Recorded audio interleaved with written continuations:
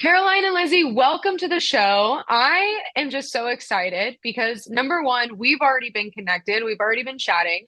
I've had a chance to actually try the clothes, and you guys, this windbreaker material, both the actual jacket and the zip off pants, are. I literally wore them all day yesterday and I was running around in them and Yay. I got so many compliments, and just the material is just Yay. so like buttery and nice and fun. So, number one, welcome to the show. And number two, Thank you. I'm so excited to get into all the things with you guys. Oh, we can't wait. Thank you for having us. So are So we. fun. We're super excited. Of course. Okay, so let's go ahead and dive in. I mean, you guys are both the co-founders of Daughter Lessons, Mhm. and you guys chose to kind of set out on this path. Why go after an athleisure brand, especially when there's so many other ones in the market right now? What kind of Mhm. drove you guys to, like the name and find, and really kind of like leaving your full-time jobs to go after this? I mean, I think like anything, it just started really small and like a really small idea that sort of snowballed into something very real. But at the same time, it's always been super authentic to us and who we are and our genuine interests. We both grew up as competitive dancers. We were in the dance studio 24/7. And for anyone that grew up as dancers, you know that like we are athletes and you train like Mhm. athletes and it requires a lot of you. And even when you stop dancing, it kind of sticks with you. Mhm. And that sort of led us, and Lizzy's still a professional dancer in New York, but that sort of led us to being super active people. And working out has always been a staple in our lives. And it was during the pandemic that it kind of dawned on us that we were buying so much activewear, more than we ever had been, and just kind of time and time again, disappointed with the product. We wanted something that was not only cute, Mhm. or it was either cute and not functional at all. It was like falling down, gapping, like sagging when you worked out, Mhm. or it was super functional and looked like training gear. But there was nothing cute or fashion forward about it. So we've sort of met at the crossroads between fashion and function, and we're kind of branding this whole sport style is what we're calling it, like active wear that's actually meant to be styled. Oh my God, I love Yeah. that so much. That's amazing. So, how did you guys land on the name Daughter Lessons? I feel like that's a very intentional name, and I'm sure there's a backstory there.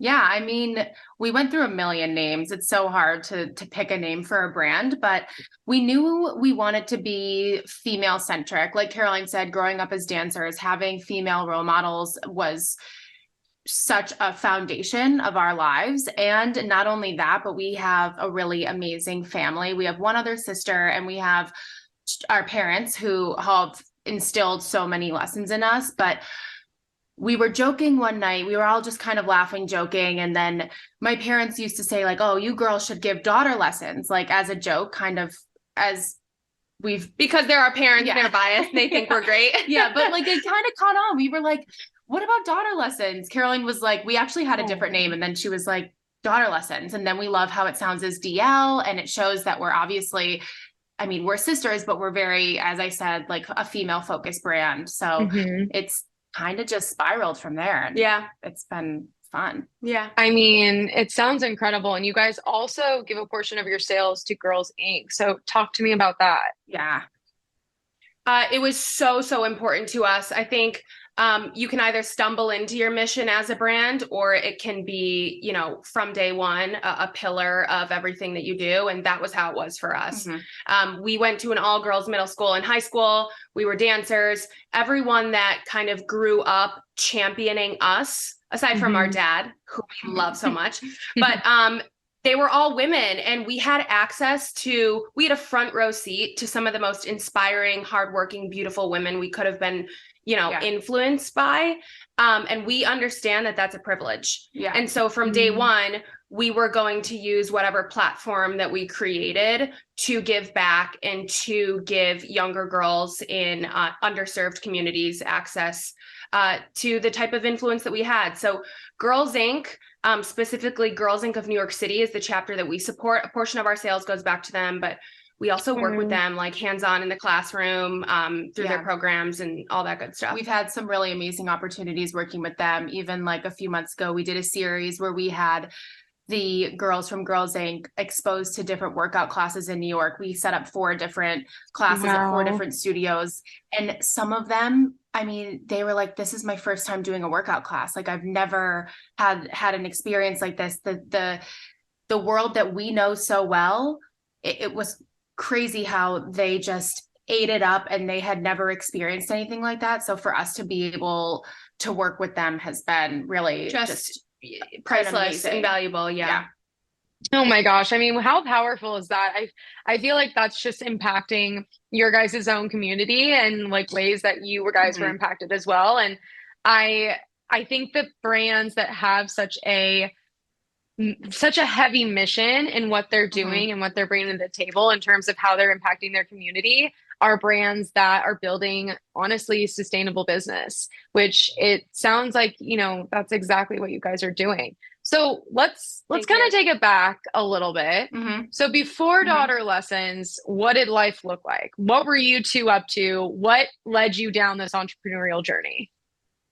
Oh man. Yeah. I mean, I don't want to speak for Lizzy, but I was kind of born with that entrepreneurial itch. I was always like dreaming and creating and thinking of ways that I could contribute and kind of tying it back to what I was passionate about and thinking of ways that I could share that. But before this, I was working in corporate America. I was at an investment firm working on large real estate transactions in New York City. It didn't get more corporate than what I did. I was at one time the only female on like the floor of all male salesmen. And I learned so much. Like it was one of those things where I didn't really realize how much I learned until I left and started doing this. And I'm like, I've got this. Like, it really does expose you to a lot. And then during the pandemic, we started the business, and about 8 months in, I was able to quit my job, my full-time job, to focus on this. Wow. So it was a whirlwind, but yeah, very happy to do it. Totally opposite end of the spectrum. I went to college for dance. I went to school at Pace University and got a BFA in commercial dance here in New York City. And before the pandemic, I was auditioning, had some jobs lined up, and then the pandemic hit and there was no opportunities. There was no live theater, which is what I was mainly doing. And I had never really had to think about the future as a dancer. You're kind of just really in the present and trying to get the next job, but you don't really think 5-10 years out. And I had all of this time and I was like, what am I going to do? What people always say, well, what if dance doesn't work out? Well, if you're really serious about it, you don't think about it like that. You just keep going. Yeah. But during the pandemic, we had no idea if there would ever be the dance community that used to be. So Caroline, always pitching ideas, she was like, what if we just start an activewear brand? Like we could make our clothes the way we want them. And I couldn't say no. It was just the perfect, idea for us to share. Like she had pitched so many ideas to me that would be something that she did because it was very her focused, but this seemed like the perfect idea that we could both contribute to. We both were very simpatico about it. So I couldn't say no. And now here we are. And I'm still dancing as much as I can and auditioning, but it's good to know that I'm building the foundation for me to transition eventually. Yeah. And to your point, her career as a dancer has been such a huge value add for our brand. Just because of the the industries, the fitness and the dance and the athlete world in New York. It's such a small world. And then beyond New York, and we've met so many people, built so many relationships through that career. So, and all my friends wear it. All of my friends that are dancers they're the biggest fans of the brand. They're always wearing it. They're always tagging us. It's been amazing. Yeah. Wow. I mean, so incredible. I feel like you guys are just honestly such a perfect fit. There's just so much synergy between both of you and just the vision for the brand.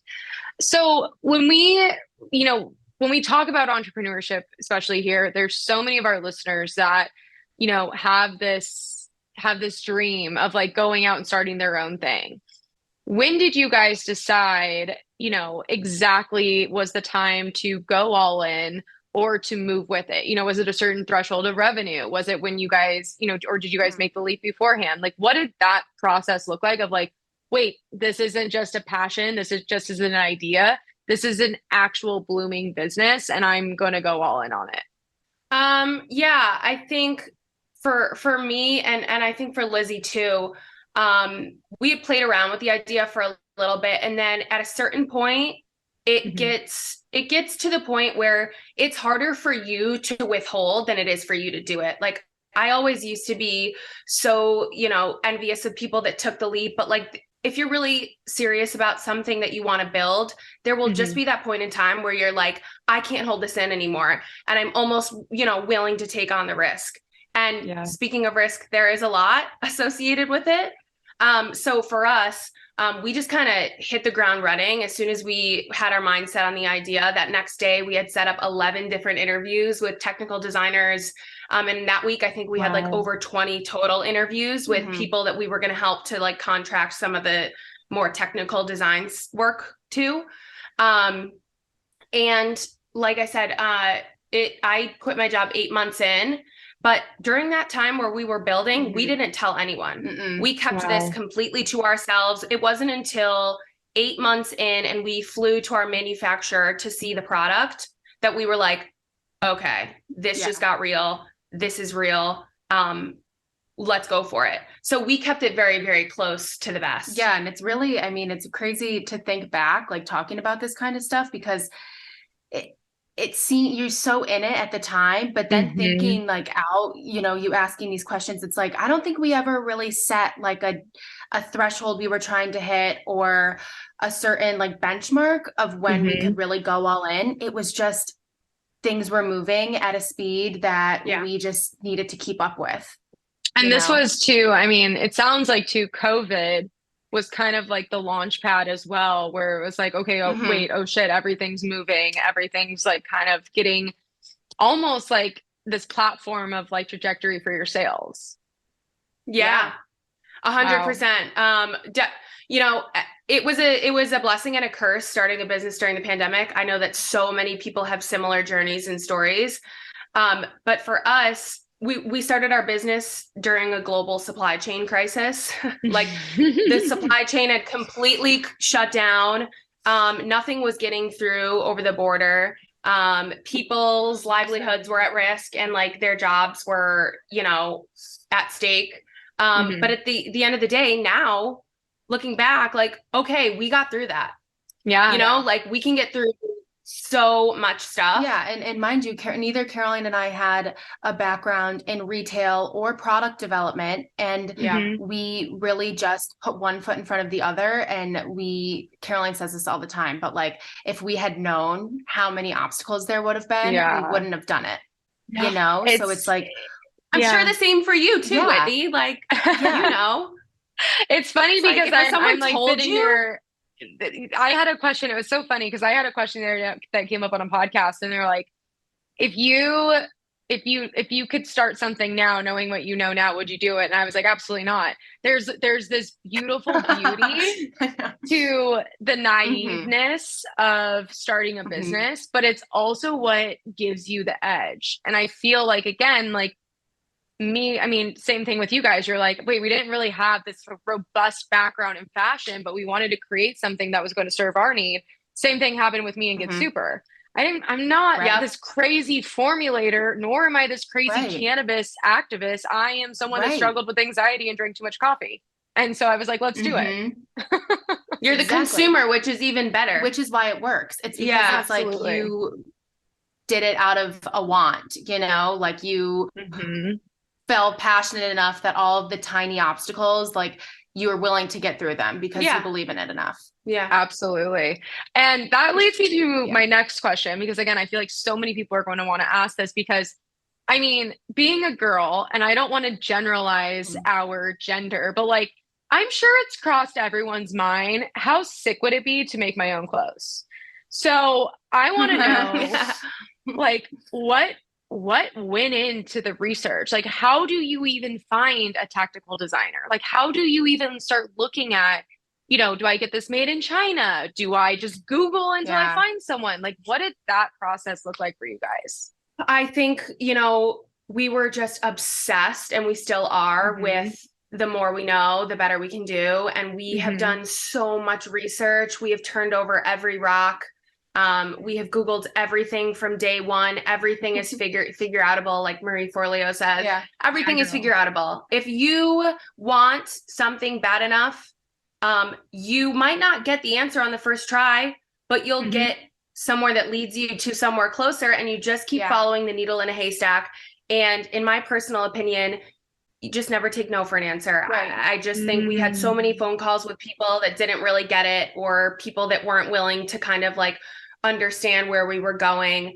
And I would just reposition the question. It was never a matter of accepting it. I would just, re-ask the question in a way that maybe benefited them, and people were willing to kind of hear us out more. She's taught me so much. It's just like, that's how we really found the partners that we work with now. Like, the designer we found was pivotal, like really just, she helped us connect with different manufacturers, different fabric sourcers, but then there's so much we didn't know. So asking questions in a way where people wanted to help us was key for us to be able to get the best fabric, to get the most, affordable, but still really quality pieces of, there's so much that goes into it: fabric, thread, buttons, it was just, the list could go on, but it was really just about creating those relationships that really stemmed from our designer first and foremost. I think that was some of the best advice I think I've ever heard. And I don't say that lightly, because I think that we hear no as entrepreneurs so much that it's so quick for us to just assume defeat. And I love the idea of not taking no for an answer. And I feel like that's giving me Kris Jenner vibes. Like, if you're getting the answer no, you're just asking the wrong person. With a smile, of course. Yeah. with a smile, of course. But I think that the strategy of actually reformulating the question and then going back into approach where it's you're now bringing them value, which is something I say on this podcast all the time, is I don't like when people go and ask for coffee dates to pick your brain. I like when people go and ask for things and then bring value in return, because it's going to stimulate a better relationship that ultimately is going to just make your network more fruitful. And so I think that 100%. Is such a great piece of advice. As you guys have learned, and as you guys have grown this, what have been some of the biggest struggles for you? Where do you start? I mean, there have been, if I'm being completely honest, 90% of it is a struggle. It really, really is. And if anyone tells you any differently, I think that they're lying. I agree. It is so difficult. Just to get specific, we started during the middle of a global supply chain crisis. So we had thousands and thousands and thousands of uninsured product on a cargo ship in the middle of the ocean that couldn't get through. No one told us we should have insurance on our, six figures worth of product. No one told us that, people physically aren't manning the border to get through product because it's the pandemic. So we waited 8 months without word of if there'd have been a tornado, or piracy, literally could have been anything. We just were crossing our fingers. Yeah. So we learned a lot there. Yeah. We had we've never even talked about this before, but we had to pull product last year because it didn't turn out the way we wanted it. It was the 11th hour. And there was one product that we were supposed to run in a few different colors, and what we received just wasn't what we had agreed on. And it was the production batch. So it was all of our units had been made, and we were we had no choice but to pull it. And we were not, reimbursed by any means. So, but we've, always said from day one, if the product, we're not willing to sacrifice for the product. And if it's not what we want, then it's not worth it. But God, there's been so many. And even on the daily, it's what, as a brand that's emerging, that is very product focused, where do we put our money? It's such a struggle. It's like, well, do we put it into more marketing? Do we put it back into more product, like Team building? It's just those are the things we think about daily, that it's like, well, what if we hadn't made this product, but we'd put that money into paid ads? Would that have helped us? It's those kind of things that always rack our brains as well. And I don't think anybody has the answers, but we just have to trust our gut and keep going. But those are problems that we face on a more like smaller scale every day. Yeah. And those are such real issues. I mean, again, no one tells you about insurance. Like I didn't have, and my dad is an entrepreneur of freaking 35 years.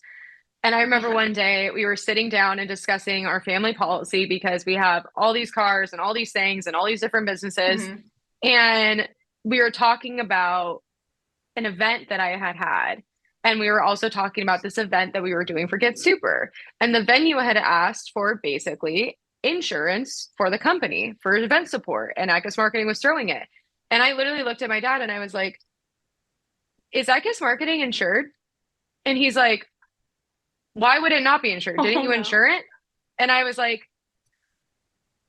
this is so new to me. No. And it's been like the agency has been operating for like 4 years. And it's like, yeah, that's like super shameful to admit, but also like people, you don't have these logistical questions of someone just like reframing things and being like, hey, do you have this? Here's your checklist of how to run a successful business. So I feel like I love this question because number one, it showcases that there are so many things within business that you have to learn.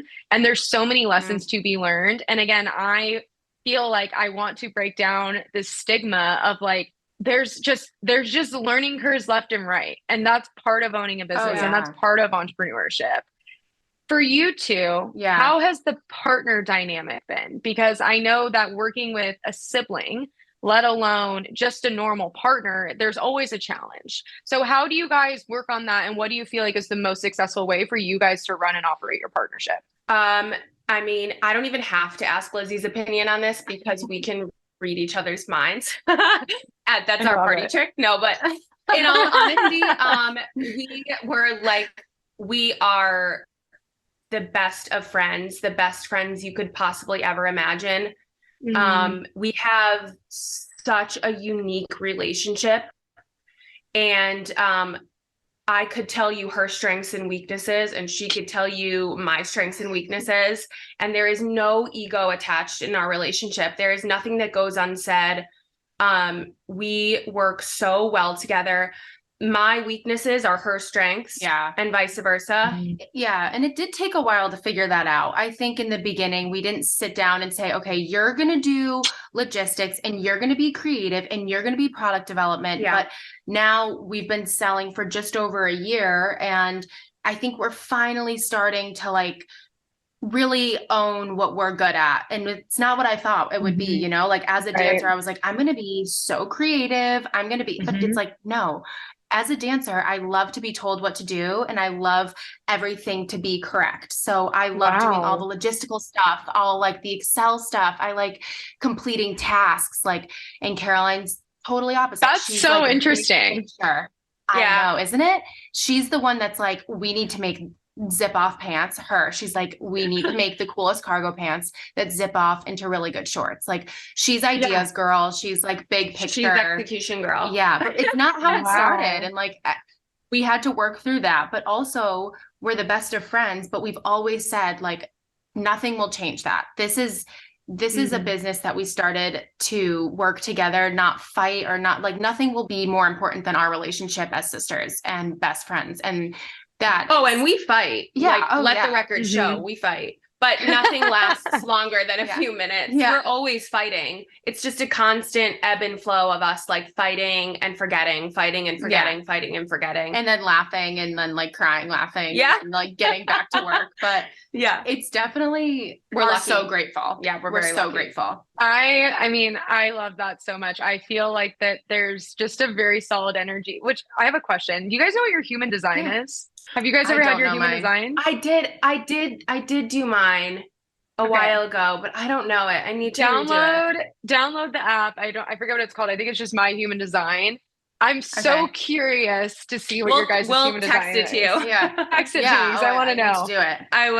I need to And do anyone it. that's listening to, if you guys like, honestly, adding in human design into your business has been so game changing because it tells you so much about the person and the way they operate, which is really interesting that you both were like, well, you know, Lizzy's going to be this, Caroline's going to be this, but in reality, it was like swapped. I want to ask you guys for a piece of advice for those listening that maybe are in a family business or that work directly with family members.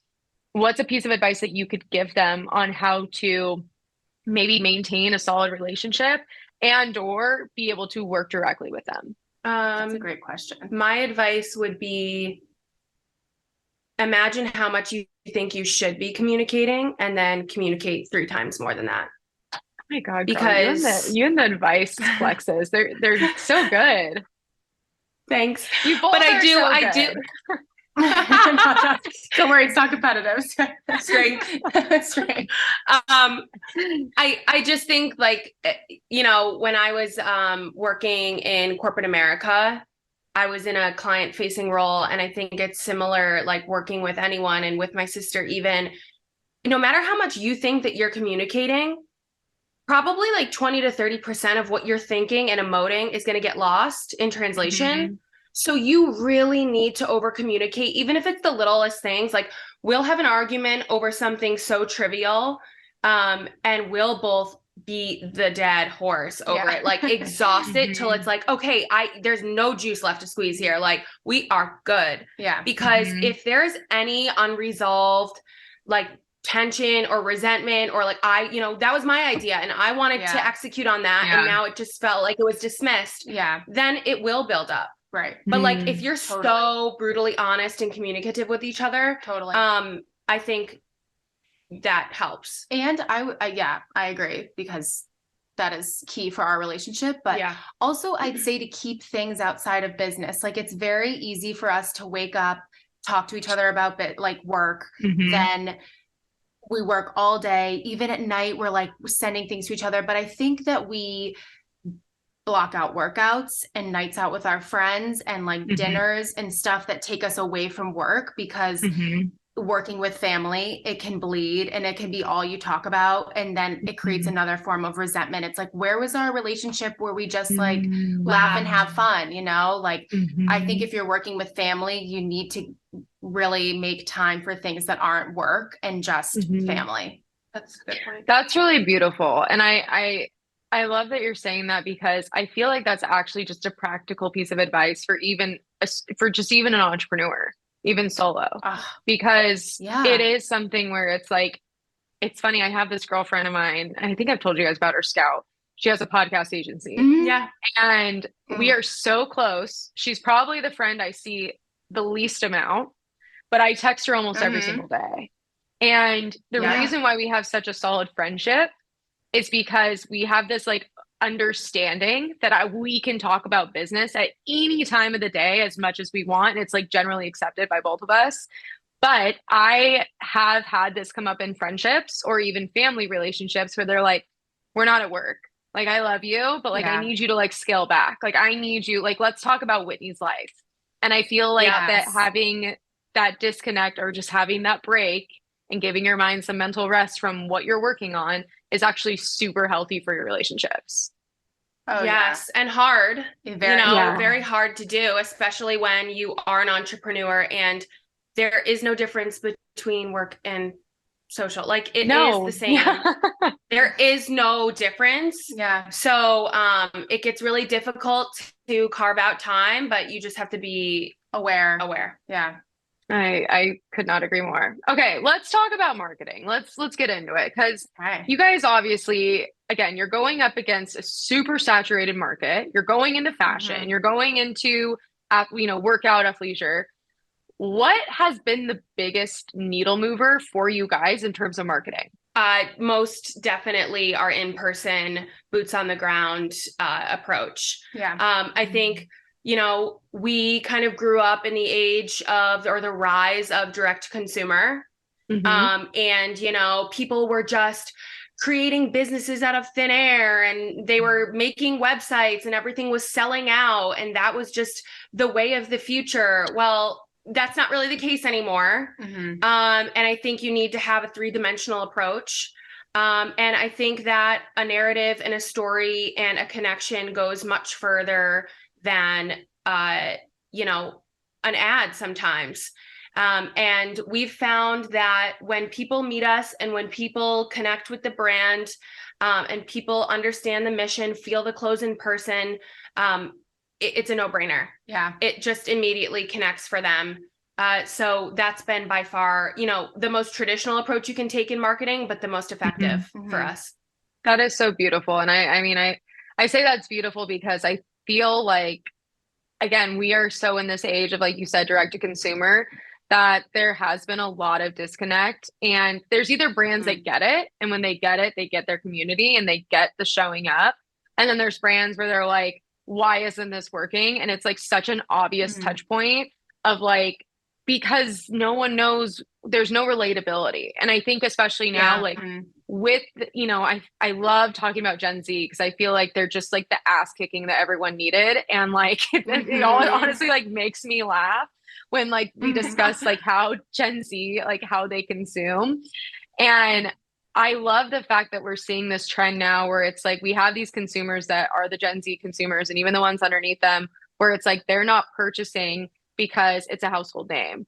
They're purchasing because they have some sort of relation to the brand and or the founder behind it or the people behind it. And it is just I just love it. It's basically making it so that there is more opportunity for small brands out there. There is more opportunity for people to create these businesses and to have, you know, really awesome lifestyles and income and things like that that the businesses provide. But it's also just a new take where it's like now it's like for once these huge corporations aren't necessarily the ones in power as much. Completely. I think like that age old saying, everything that was once old becomes new again. I think that's kind of what's happening right now with marketing. I think we were obsessed with like the direct to consumer digital, you know, support the biggest brands thing.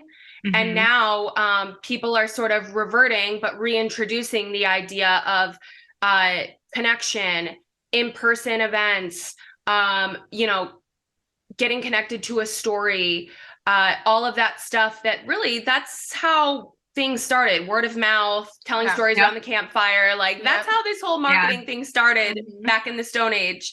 And like, that's what works. And we are super lucky because we have kind of come up with this like formula for in-person events in the way that we give people access to sort of like an influencer event, but it's just, you don't have to be an influencer. It's just for everyday people to come and connect and get access to all these cool brands and walk away with a brand new set and do all this stuff. So we're trying to expand. We actually are. We've done a bunch in New York City. We're launching our spring collection next week in Miami. We are going to Dallas in the fall, Chicago this summer, and hoping to add Nashville. So, and we got to go to LA and we got to get to California, hell yeah. We're moving. We're on tour. I know. DL on tour. Yeah. That's what we're doing. Yeah. You guys, I love it. So what are you guys seeing trends right now? Like, tell me what you see for like the fashion industry and even like social media. Like, how is this direct to consumer approach, you know, with what you guys are doing? What are you seeing landscape wise? I mean, fashion wise, it's people are really considering where they spend their dollar. And as an activewear brand, an athleisure brand, whatever you want to call it, we're trying to allow the dollar to go further. That's why we're trying to create really functional pieces, but they're functional for your workouts, but they're also something you can pair with a strappy heel and a blazer and wear out at night. Like we're really trying to get the customer who understands both so that we can give you more for your dollar. So fashion wise, that's what we're trying to do trend wise.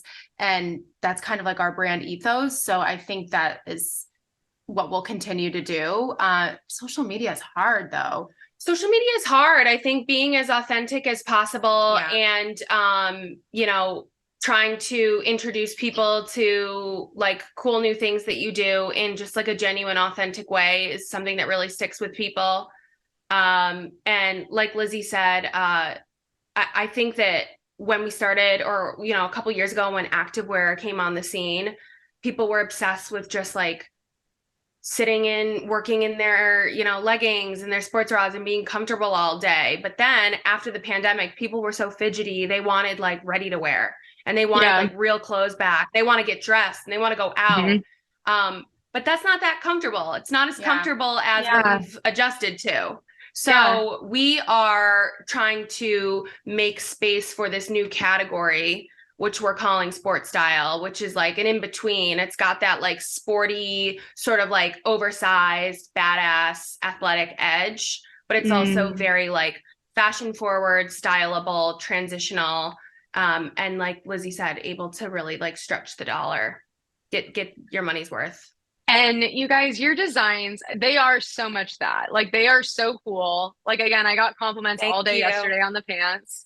And even, I mean, the windbreaker, which, you know, we're going to have a little giveaway. We'll tease the giveaway at the end of the show. But I just feel like it's giving that. And it's also something that I look for, because I think I told you this. I don't work out. Excuse me. I don't like to work out. I work out because I have to work out, and I wish I loved it more. And also because it's good for me. It's good for me mentally as well as physically. But I think that the way that you guys have truly put so much intention into it is actually really approachable as well. Like, I feel like, you know, if you're looking at someone like me, where it's like, you know, I wasn't an athlete, I don't have that love and respect for the craft and for being someone that is athletic or has had a passion, whether it's dancing or whatever it is. But I still want to be able to walk in a Lululemon and feel like accepted. And that's not always the case. And I also am someone that shows up and loves to get ready. I love glam. I love feeling like, you know, I'm actually put together. But I'm also sitting in office for 10 hours a day, and I have a walking treadmill. And not all my slacks can be on the walking treadmill. Love it. Well, you need a little bit of both. Yeah. You do. It's so true. I think you're not alone in that. I think there's so many people that kind of feel the same way, and hopefully they're exposed to DL and the brand, and we have so much in store. So it's just the beginning. We're super excited. Oh my God. And so beautiful. You guys, thank you so much for coming. Well, excuse me. I have one last question. I've been doing this lately and it's been awful. So I always end the show on one last question. And I want to know, what does influence mean to you? Influence to me means having the power to advocate for something or someone that is important. And I think with influence comes responsibility. And you need to be aware of the responsibility that you have when you are able to influence people's decisions. And for us, the influence that we might have through this activewear and this brand and this vehicle, we hope to use it to encourage people to move, inspire them to be confident, and build community around, you know, young, strong, powerful women. I mean, I don't think you can say it better than that. Yeah, all of that and more. Totally. You guys are so fucking adorable. It kills me. Okay, so where can everyone find you? How does everyone shop Daughter Lessons? Like, drop all the links. So our Instagram handle is daughter.lessons.nyc. And our website is daughterlessonsnyc.com, and we are coming to a few big retailers soon. So follow us on Instagram and keep an eye out for that. But sooner or later, you won't be able to avoid us. We'll be right in front of you. Whether you like it or not. Yeah. We're so excited. Lizzy and Caroline have been so generous. We're actually going to partner up and do a giveaway, which is so exciting. We'll have the details in the show notes, but basically we will be giving away a Cooler Than Your Ex windbreaker, which you guys, I'm wearing it. She's wearing it. I wore mine yesterday. I have photos. Fully lined. It's honestly, the material is like very buttery for like a quote unquote windbreaker, which is so amazing. And it dries super fast. It's giving Victoria Beckham. Totally. You guys go check out their stuff. We will be doing an incredible giveaway on social media. So please look out for that when this episode launches. And Caroline and Lizzy, thank you guys so much for going under the influence with us. Thank you, Whitney. We had the best time. Yeah, thank you so much.